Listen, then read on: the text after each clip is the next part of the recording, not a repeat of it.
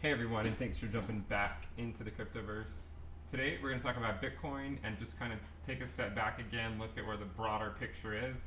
I'm also going to talk about some just general things for beginners in case a lot of you guys are unaware of how to use TradingView. So we'll go over a few things there. But if you guys like the content, please go ahead and subscribe to the channel and give the video a thumbs up, and let's go ahead and jump in. So here we have a lot of different moving averages, right? And the first thing you should note is that we are on a weekly time frame.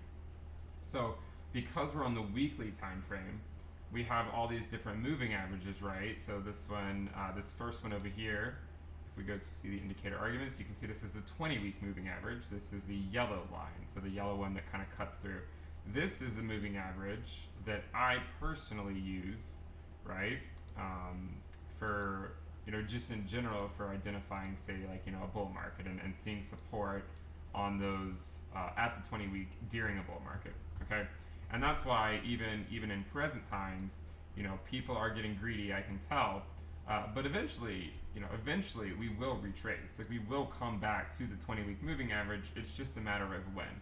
Now, if you're unaware of where the 20-week moving average is, it'll show you. So if you have, say, like the weekly chart up and you have MA20, so you just you can click settings, go to link, put in 20, right? And then it's the 20-week moving average.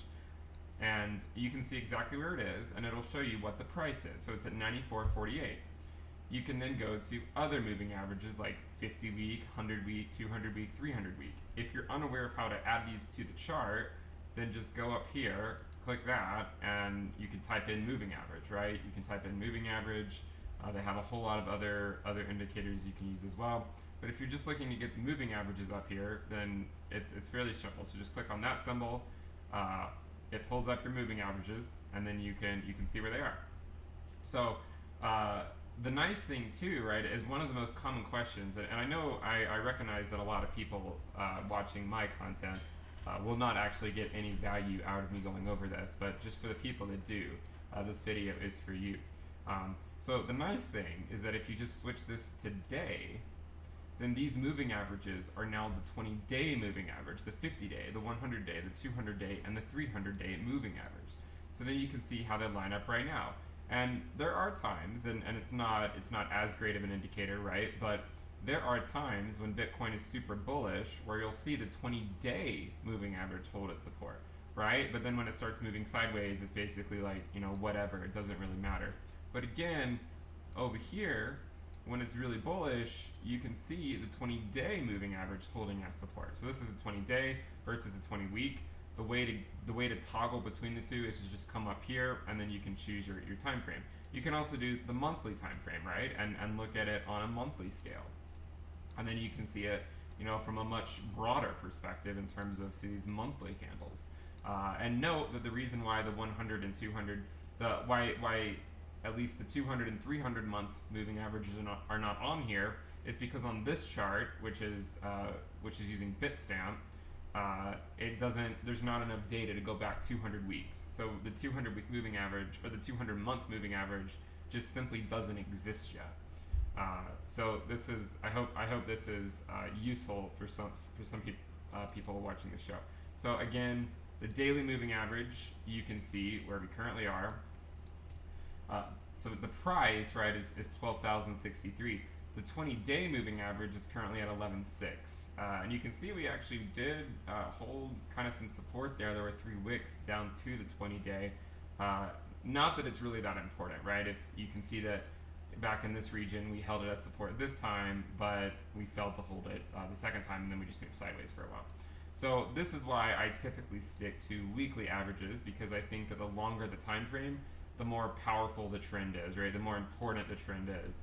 And that's why, when you look at a full bull market, you can see the 20-week moving average holding as support time and time again. So I want to remind people, don't get overly greedy. This, by the way, is not in reference to the price dropping a couple of percent. I mean, this is nothing, right? For Bitcoin, this is just business as usual. But what I note is that when it does go down a couple percent, a lot of people start getting a little worried, and it might be an indication that you might be overexposed in the market, and maybe you have too much exposure to the crypto market if say a couple percent move is going to really bother you, because we know that there are going to be moves of Bitcoin that are going to be way worse than this, even during the bull market, right? So even during the bull market, you're going to see moves that could be 10% drops in a day, 15% drops maybe. We might see a week over the span of a few days where it drops 40 or 50%. Heck, we saw a 50% drop on like March 12th of this year. So, you always have to be aware, right, that it can drop.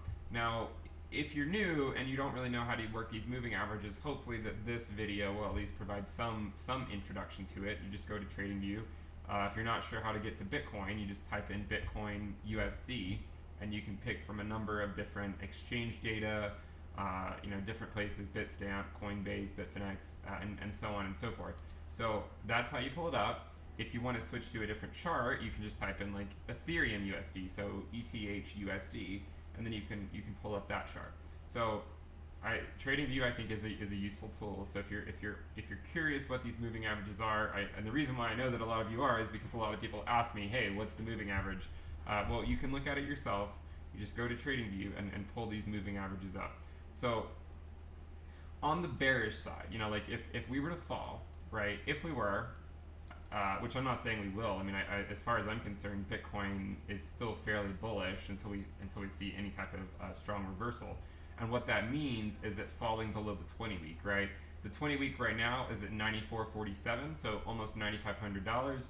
If you see weekly candles closing below 9,500 or 9,400, then it's probably not going to be good for a lot of altcoins in the short term, as we know they typically bleed a lot against Bitcoin. Not all altcoins, but the majority of them bleed against Bitcoin during that time. So this, right, is the main area that I'm looking for. So if you're a beginner to crypto, you're kind of wondering, what happens at key price points, key milestones. Well, you can look. The last two times the 20-week moving average was broken, it then immediately led to a pretty significant drop. This one dropped 20% straight to the 100-week moving average, and this one dropped 35% to the 200-week. And actually, it had a wick down to the 300-week moving average. That was about a 55% drop. So, generally speaking, when the 20-week moving average breaks, it's not a good thing. And you can see during the bull market, when the 20-week moving average broke for the first time, and we saw these weekly candles closing below it and then holding the 20-week as resistance, this is what helped show, okay, the bear market is in full swing now, whether you like it or not. And so, I look at these longer time frames basically to get an idea of, say, the overall market structure, right?